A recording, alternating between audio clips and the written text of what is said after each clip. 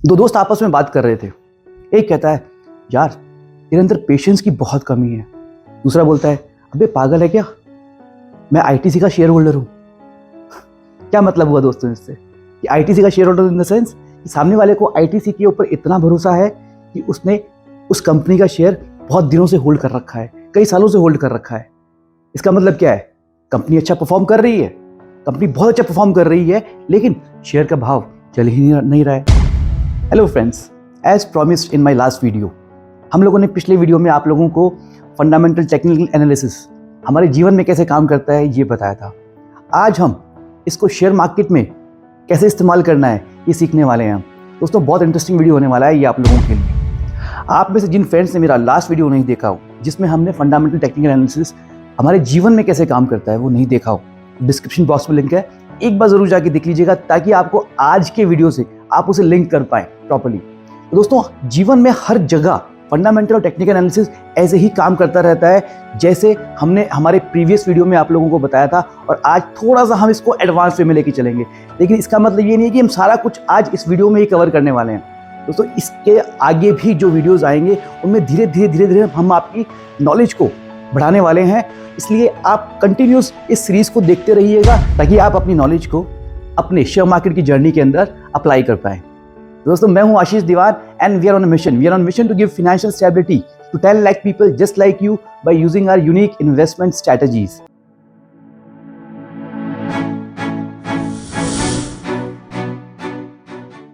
And when I'm saying दोस्तों कि unique investment strategies, that means believe me, we are going to give you investment strategies जो आपको share market में बहुत help करने वाली हैं।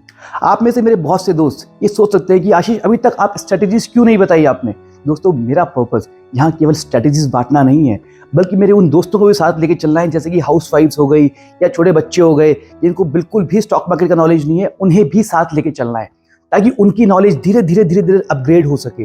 हमारे माइंड में कुछ चीज चलती रहती है तो हम डेफिनेटली उसके पीछे भागते हैं, लेकिन अगर आप एकदम से स्ट्रेटजीज के ऊपर लैंड अप करेंगे तो हम आपको बता दें हम लोग कुछ सीख नहीं पाएंगे। तो दोस्तों बहुत इंटरेस्टिंग वीडियो होने वाला है।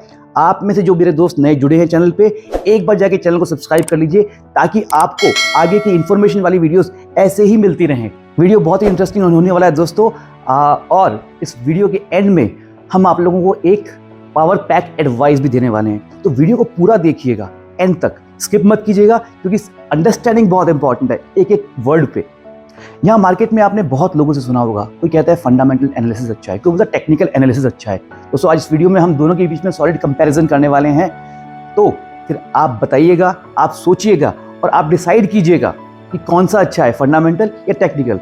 दोस्तों समझने की जरूरत है फंडामेंटल एनालिसिस टेक्निकल एनालिसिस दोनों आपस में दुश्मन नहीं है, बल्कि they are brothers from another mother. दोस्तों फंडामेंटल एनालिसिस और कुछ नहीं, बस ये तरीका है पता करने का कि कौन सी कंपनी अच्छी है, कौन सी कंपनी मार्केट में अच्छा परफॉर्म कर रही है। अगर वो कंपनी अच्छी है, अच्छा परफॉर्म कर रही है, तो उस कंपनी का दाम ज़्यादा है, कम है या फिर न्यूट्रल है, ये हम पता कर सकें फंडामेंटल की मदद से। दोस्तों अगर फंडामेंटल एनालिसिस आपने सीख लिया, समझ लिया और जान लिया तो उसके बाद आप उस कंपनी के शेयर्स को कम दामों में खरीद के उचित दामों में बेच सकते हैं। तो दोस्तों फंडामेंटल एनालिसिस के अंदर क्या हमें सही प्राइस ही मालूम करना जरूरी है या और भी कोई चीज़ें देखनी होती हैं? दोस्तों प्राइस तो पता होना ज़रूरी है ही है, उसके साथ साथ मैं अपने जीवन में जो चीज़ फॉलो करता हूँ वो मैं आप लोगों को सिखाना चाहता हूँ कि फंडामेंटल एनालिसिस केवल प्राइस पैटर्न मालूम करना ही नहीं है, उसके साथ साथ बहुत सारे अदर फैक्टर्स भी होते हैं जिन्हें हमें कंसिडर करना पड़ता है कोई भी कंपनी को एनालाइज करते समय। पहला होता है इकोनॉमी। हमें देखना होता है कि हमारी कंट्री की इकोनॉमी कैसे काम कर रही है, बाकी कंट्रीज़ की भी इकोनॉमी कैसे काम कर रही है। अगर इकोनॉमी अच्छी काम कर रही है तो गवर्नमेंट पॉलिसीज़ का क्या रोल है, ये सारी चीज़ें हमें कंसिडर करके चलनी पड़ती है ताकि हम अच्छे से एनालाइज कर पाएं कि कंपनी का आगे का फ्यूचर आउटलुक क्या है। अगर इकोनॉमी अच्छी होगी दोस्तों तो कंपनीज अच्छा परफॉर्म करेंगी ही करेंगी। फंडामेंटल्स में दोस्तों इकोनॉमी के बाद जो हमें कंसिडर करना होता है वो होता है सेक्टर या फिर इंडस्ट्री। उस पर्टिकुलर इकोनॉमी के अंदर या हमारी कंट्री की इकोनॉमी के अंदर कौन से सेक्टर्स या इंडस्ट्री अच्छा काम कर रहे हैं, कौन सा बढ़िया चल रहा है।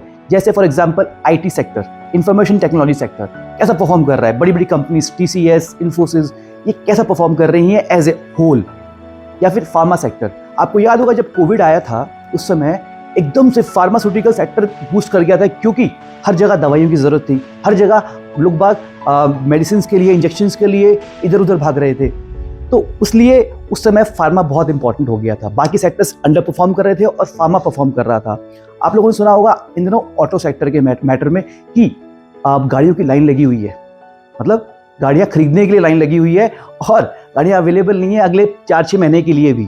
उनमें से इलेक्ट्रिक व्हीकल्स का बहुत बड़ा ट्रेंड चल रहा है इन दिनों, क्योंकि डीजल पेट्रोल बहुत महंगे हो गए हैं, हम अफोर्ड नहीं कर पा रहे हैं। तो ऑटो सेक्टर इन दिनों बहुत बूम में चल रहा है। अब जब हम फंडामेंटली समझ चुके होते हैं कि पर्टिकुलर सेक्टर अच्छा परफॉर्म कर सकता है कि करने जा रहा है, तो उस पर्टिकुलर सेक्टर में दोस्तों बहुत सारी कंपनीज होती हैं। जैसे फॉर एग्जांपल हमने बात किया ऑटो सेक्टर का, उसमें महिंद्रा एंड महिंद्रा कंपनी भी है, उसमें टाटा मोटर्स भी है, और उसके अंदर जैसे कि आप देख सकते होंगे एस्कॉर्ट्स है, उसके अंदर और भी बहुत सारी कंपनीज हैं। तो उसके बाद हमें उस पर्टिकुलर कंपनी के मैटर में डिस्कस करना होता है कि वो पर्टिकुलर कंपनी कैसा परफॉर्म कर रही है। सेक्टर मालूम पड़ गया हमें, कंपनी मालूम पड़ गई हमें, ठीक है। अब उस कंपनी की फाइनेंशियल हेल्थ कैसी है। फाइनेंशियल हेल्थ अच्छी होनी बहुत ज़रूरी होती है किसी भी कंपनी की, क्योंकि अगर वो कंपनी प्रोग्रेस कर रही है तो उस प्रोग्रेस में हमें भी पार्टिसिपेट करना होता है। उस पर्टिकुलर कंपनी की फाइनेंशियल हेल्थ में हम क्या देखते हैं दोस्तों, हम देखते हैं कंपनी ने पिछले 5-7 साल में कैसा काम किया है, आज वो कैसा काम कर रही है, और आने वाले टाइम के अंदर उसके क्या फ्यूचर प्रॉस्पेक्ट्स बन रहे हैं। ये सारी चीज़ देखने के बाद अगर हम देखते हैं कि ये कंपनी आगे अच्छा पोटेंशियल है इस कंपनी के अंदर, उसके बाद हम आते हैं प्राइस पे, जो हमने पहले बात की थी कि अगर प्राइस बहुत ज़रूरी होती है, लेकिन ये सारी चीज़ें कंसिडर करने के बाद फंडामेंटली हम उस प्राइस के ऊपर लैंड अप करते हैं कि ये प्राइस कम है या ज़्यादा है। उसका तरीका होता है निकालने का, बहुत सिंपल तरीके होते हैं कि राइट वैल्यू निकालने का इस कंपनी का, कि आज के हिसाब से जो कंपनी का भाव है उसकी बैलेंस शीट के हिसाब से वो कंपनी पर्टिकुलरली अंडर वैल्यूड है या ओवर वैल्यूड है। दोस्तों फंडामेंटल एनालिसिस के अंदर वैल्यूएशन कैसे निकाली जाती है किसी कंपनी की, इसे हम सेपरेटली एक वीडियो में डिस्कस करने वाले हैं आप लोगों के साथ, ताकि आप लोगों को इजीली सारी अंडरस्टैंडिंग्स वहाँ पे मिल सके। तो वैल्यूएशन अलग बात है, लेकिन कंपनी की क्वालिटी भी अच्छी होनी चाहिए। अगर मुझे कोई आज सड़ा हुआ आम कोई फ्री में भी देगा तो मैं लेना लाइक नहीं करूँगा, बोलूँगा मुझे नहीं चाहिए भाई, आम तो आम ही है ना, लेकिन फिर भी मुझे नहीं चाहिए क्योंकि वो सड़ा हुआ है, उसकी क्वालिटी अच्छी नहीं है। तो उस क्वालिटी कंपनी को देखना बहुत ज़रूरी होता है। बहुत सी कंपनी ऐसी है मार्केट में जो अच्छी तो दिखती है, लेकिन उनकी क्वालिटी अंदर से आप देखेंगे बैलेंस शीट से उनकी इतनी अच्छी परफॉर्म नहीं कर रही होती। तो आपका उद्देश्य क्या होना चाहिए, ऐसी क्वालिटी कंपनी देखना जिसका रेट बहुत कम चल रहा है या फिर अंडर वैल्यूड है। ये देखने के लिए ही हम फंडामेंटल एनालिसिस को यूज़ करते हैं। तो ये होता है दोस्तों फंडामेंटल एनालिसिस। अब समझते हैं टेक्निकल एनालिसिस में हम क्या क्या देखते हैं। दोस्तों टेक्निकल एनालिसिस ज़्यादा कुछ नहीं, बस प्राइस और वॉल्यूम का गेम है। बेसिकली चार्ट पैटर्न को फॉलो करना। चार्ट पैटर्न हमने बताया था ना आपको पिछले वीडियोस में अपने। चार्ट पैटर्न मतलब चाल, किसी भी चीज़ की चाल, जैसे कोई इंसान की चाल हम अपने माइंड में बैठा लेते हैं कि इसका चार्ट पैटर्न कैसा है, इसका काम करने का तरीका कैसा है, वैसे ही टेक्निकल एनालिसिस में भी चार्ट्स फॉर्म हो जाते हैं। आप बोलेंगे चार्ट्स कहाँ फॉर्म दिखते हैं आशीष, हम कंपनी की बैलेंस शीट तो देख सकते हैं, फंडामेंटली अवेलेबल होती है मार्केट में, लेकिन टेक्निकल चार्ट्स कहाँ मिलेंगे। टेक्निकल चार्ट्स दोस्तों ऐसी बहुत सारी वेबसाइट्स होती हैं जो हम यूज़ करते हैं। हम आपको बताएंगे कि कौन सी वेबसाइट्स पे आपको चार्ट पैटर्न देखने को मिल सकता है, उसका चार्ट फॉर्म हो जाता है कोई भी चीज़ का। अगर प्राइस ऊपर गया तो ऊपर का चार्ट बन जाएगा, नीचे गया तो नीचे का लाइन बन जाएगी। तो इस तरीके से हम चार्ट को बहुत इजीली स्टडी कर सकते हैं और ये मेकआउट कर सकते हैं कि किस लेवल पे हमें एग्जिट करना है और किस लेवल पे हमें एंटर करना है, क्योंकि राइट टाइम एंट्री और एग्जिट यहाँ बहुत इंपॉर्टेंट होती है, क्योंकि वो फॉर्म हो चुका है ऑलरेडी ना, इस समय से ये काम करना है, ये इंडिकेट कर देता है हमें कि अब ये ऐसा करने वाला है, ये अपना शेयर का प्राइस नीचे करने वाला है। ये सारी चीज़ें हमें बहुत इजीली चार्ट पैटर्न के ऊपर देखने को मिल जाती है और हमें एक इंडिकेशन मिल जाता है बेसिकली कि ये प्राइस ऊपर जाने वाला है या नीचे जाने वाला है। दोस्तों चार्ट पैटर्न और कुछ नहीं है, बस एक थ्योरी के ऊपर बेस्ड है। थ्योरी क्या है? थ्योरी है हिस्ट्री रिपीट्स इटसेल्फ, यानी कि इतिहास अपने आप को दोहराता है, क्योंकि अगर वो दोहराएगा नहीं तो उसका चार्ट पैटर्न सेम कैसे नहीं होगा, सेम होना ज़रूरी होता है। इसीलिए चार्ट्स का इंपॉर्टेंस शेयर मार्केट में बहुत इंपॉर्टेंट होती है। दोस्तों ज़रूरी नहीं होता कि वो price pattern as it is follow हो जो पहले हुआ था, लेकिन उसकी 80-90% संभावना बढ़ जाती है। आप बोलेंगे कि आशीष अगर ऐसा नहीं हुआ तो दोस्तों वही वाली बात हम जो सिखाते रहते हैं आपको, स्टॉप लॉस। हमेशा अपने स्टॉप लॉस को फॉलो करो। अगर आपको लग रहा है कि आपके हिसाब से आपने जो समझा चार्ट को और आपके हिसाब से वो शेयर का प्राइस ऊपर जाना चाहिए लेकिन वो नीचे जा रहा है, तो क्या करेंगे हम अपने स्टॉप लॉस को हिट करवाएंगे कि नहीं हम यहाँ गलत हो गए हैं। तो हमें अड़ना नहीं है वहाँ पे, हमें वहाँ उस स्टॉक से रिवेंज नहीं लेना है। हमें ये समझना है कि अगर हमारा स्टडी किया हुआ चार्ट सही से वर्क नहीं कर रहा है, दैट मीन्स आपकी स्टडी में कहीं ना कहीं थोड़ी सी मिस्टेक है। एक बार आप चार्ट पैटर्न समझाएंगे दोस्तों, उसके बाद में आपको अपने इन्वेस्टमेंट की जर्नी के अंदर उस चार्ट पैटर्न को यूज़ करने में बहुत मज़ा आने वाला है। दोस्तों अब सवाल आ जाता है कि कौन सा बेहतर है, फंडामेंटल एनालिसिस बेहतर है या फिर टेक्निकल एनालिसिस बेहतर है। ये तो वही बात होगी ना दोस्तों, एक्सरसाइज करना ज़्यादा बेहतर है या फिर योगा करना ज़्यादा बेहतर है। ऑब्वियसली दोनों ही बेहतर हैं, पर हमें उनके फ़ायदे और नुकसान पता होना ज़रूरी होना चाहिए।